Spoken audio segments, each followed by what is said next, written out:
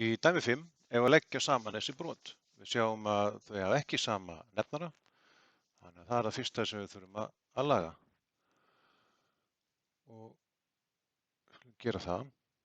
Til þess að þetta myndi vera hægt, þá þurfum við að margfalda x-ið með sviganum x plus 1, þessu hérna. Og við þurfum að margfalda þessa stærð með x-i.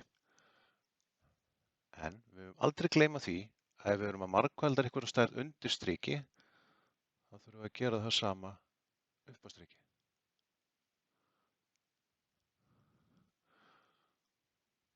Svona, þetta er það fyrsta sem við gerum.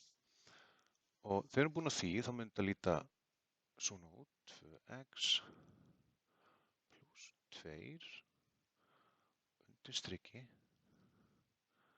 verðum við með x í öðru plus x plus 3x x í öðru plus x. Og nú sjáum við það, við erum með 2x plus 2 og við erum með 3x hinum megin. Skulum setja þetta aðeins þægilegra form.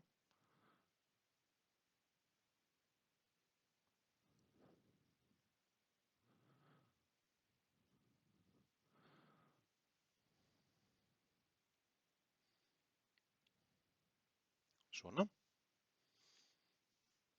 Og út af þessu skulum við finna lokasvar. Við erum sem sagt með 5x plus 2 upp á striki og undir erum við með x í öðru plus x og þetta myndi að vera okkar lokasvar.